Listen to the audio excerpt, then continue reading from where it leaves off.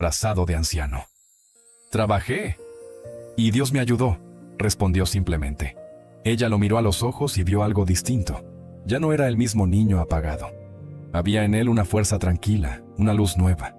Con el tiempo, algunos del pueblo comenzaron a notar que, a pesar de sus pocas cosas, Mateo siempre tenía algo que compartir. Un pedazo de pan para un vecino, una fruta para un niño más pequeño, una sonrisa sincera para quienes estaban cansados. No se volvió rico de la noche a la mañana. No apareció de golpe una mansión, ni grandes lujos. Pero puertas comenzaron a abrirse. Un hombre bueno le ofreció enseñarle un oficio. Otro le dio trabajo estable y justo. Alguien más lo invitó a estudiar por las tardes. Y aunque los problemas no desaparecieron por completo, dejó de sentir que cargaba todo solo. Cada tanto, cuando iba por el sendero junto al río, se detenía en el mismo lugar donde había ayudado al anciano. Cerraba los ojos y respiraba hondo. No siempre veía luces ni escuchaba voces sobrenaturales, pero sabía en lo profundo que ese lugar marcaba un antes y un después en su historia. Allí entendió algo que nunca más olvidaría, que Dios no siempre llega con truenos y milagros visibles. A veces llega envuelto en la fragilidad de alguien que necesita tu ayuda. A veces se presenta como un anciano cansado, un vecino en silencio, un desconocido con hambre. Y la verdadera prueba no es si tienes mucho. La prueba verdadera es si estás dispuesto a dar algo, aun cuando creas que no tienes nada. La historia de Mateo no es solo la historia de un niño pobre de campo. Es también la historia de cualquiera que en algún momento ha sentido que Dios se olvidó de él. De cualquiera que ha mirado al cielo preguntando, ¿por qué me toca esto a mí? ¿Por qué siento que todos avanzan menos yo? ¿Dónde estás cuando más te necesito? Quizás tú también llevas tiempo soportando humillaciones en silencio, falta de recursos, rechazo, soledad. Tal vez, como Mateo, has tenido que aprender a tragarte las lágrimas para poder seguir. Y sin embargo, en medio de todo eso, hay algo que la vida no ha podido arrancarte por completo: tu capacidad de ser bueno. Porque aún herido, sigues ayudando. Aún cansado, sigues dando. Aún con miedo, sigues creyendo, aunque sea un poquito. La enseñanza de esta historia es simple, pero profunda. Dios jamás te abandona. Aunque el mundo no te mire, Él te ve. Aunque nadie valore tu esfuerzo, Él cuenta cada gesto. Aunque tus manos parezcan vacías, Él sabe cuánto amor cabe en lo poco que entregas. Y así como con Mateo, Dios se esconde. Muchas veces en esos encuentros aparentemente pequeños, en esos ancianos de la vida que llegan a tu camino cuando menos lo esperas. El niño pensó que solo estaba ayudando a un desconocido indefenso, pero en realidad, estaba abriendo una puerta celestial con una llave que muchos desprecian.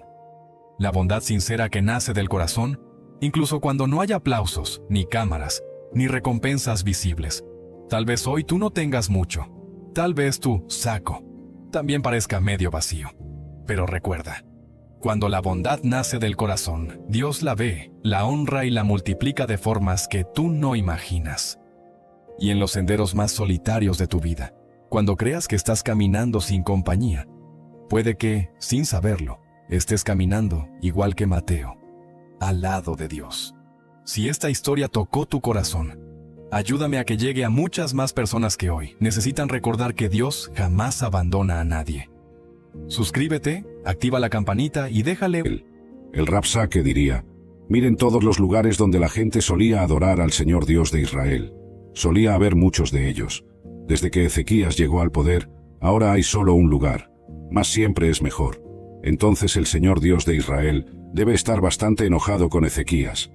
El enemigo de nuestras almas tiene una manera hábil de desalentar nuestra obediencia. Como comandaba ejércitos mucho más poderosos, estaba en posición de marchar directamente a Jerusalén, sin este pequeño discurso. Pero el Rabsaque preferiría que Judá simplemente se rindiera por miedo, desánimo o desesperación. El Rabsaque dijo: ahora haz un acuerdo con mi señor, el rey de Asiria, y te daré 2000 caballos, si de tu parte puedes poner jinetes en ellos. ¿Cómo entonces puedes rechazar incluso a un oficial del menor de los siervos de mi maestro, cuando confías en Egipto para carros y jinetes? Ahora yo subí contra este lugar para destruirlo sin la aprobación del Señor. Dios me dijo que destruyera a ustedes. Estoy solo haciendo su voluntad, y no hay nada que puedan hacer para impedirlo, así que es mejor que se rindan. En este punto, el Rabshakeh se burló de nuestro ejército relativamente pequeño. Les dijo, incluso si nosotros los ayudáramos con 2000 caballos, no serviría de nada. Su mensaje básico es que podríamos vencerlo con una mano atada a la espalda. Pueden imaginar lo difícil que fue para mi gobierno escuchar esto. Mi pueblo también estaba sentado en las murallas, escuchando al Rabshakeh. Mis hombres estaban pensando, ya es bastante malo que tengamos que escuchar esto, pero dado que él está hablando en hebreo, todos lo van a oír, y pronto el pueblo se desanimará tanto, que se levantará contra nosotros, y nos obligará a rendirnos. Entonces Eliacim, hijo de Hilcías, Sebna y Joá, dijeron al Rabshakeh, por favor, hable con sus sirvientes en arameo, porque lo entendemos, y no hable con nosotros en hebreo en presencia del pueblo que está en la muralla. Pero el Rabshakeh les dijo, mi maestro me envió solo a su maestro y a usted para decir estas cosas. ¿No me envió también a los hombres que están en la muralla, que están condenados por el asedio a comer sus propios excrementos y beber su propia orina, junto con usted? No importaba para el Rabshakeh si el pueblo común de Jerusalén podía oírlo o no. Ese era uno de sus objetivos. Cuanto más miedo, desánimo y desesperación pudiera esparcir, mejor le gustaba. Decirle al Rabshakeh que no hiciera eso era equivalente a decirle a un niño travieso que no haga algo. Apenas podía contener su excitación al dirigirse al pueblo de Jerusalén.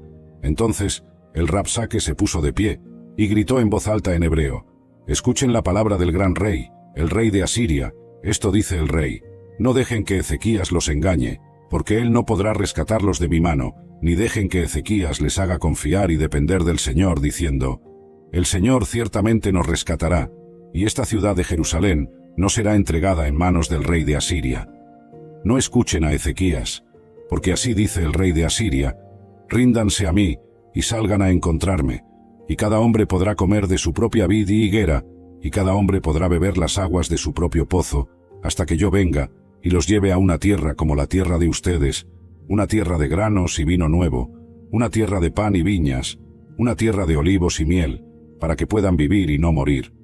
No escuchen a Ezequías cuando los engañe e incite diciendo, el Señor nos rescatará. Alguno de los dioses de las naciones ha rescatado su tierra de la mano del rey de Asiria.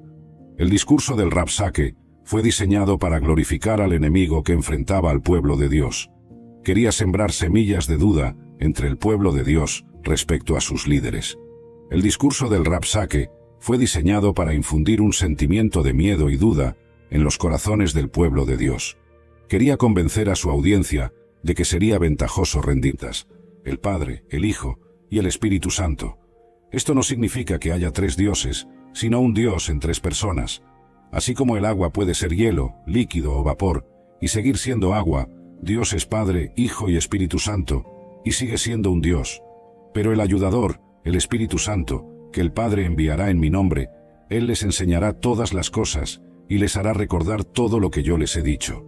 Juan 14, versículo 26. Aquí Jesús habla del Espíritu Santo como una persona distinta, pero enviada por el Padre y actuando en nombre de Jesús, mostrando la unidad y roles distintos dentro de la Trinidad.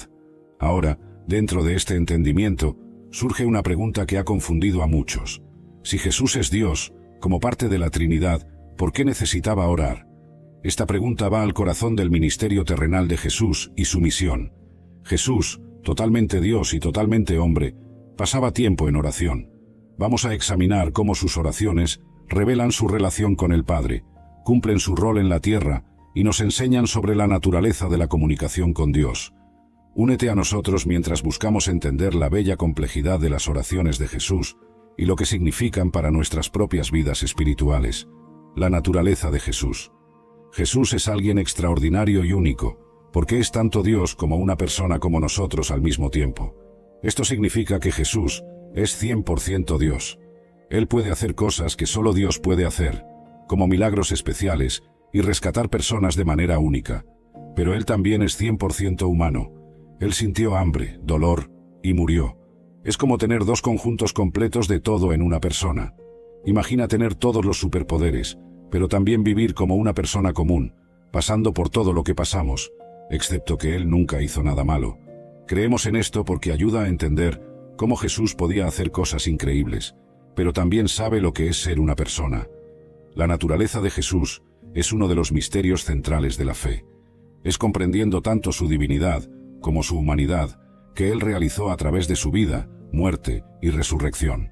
El propósito de las oraciones de Jesús, modelo para la humanidad. Jesús nos mostró la mejor manera de hablar y vivir con Dios. Dependencia del Padre. Jesús vivió de una manera que nos mostró que Él no hacía nada por su propia voluntad.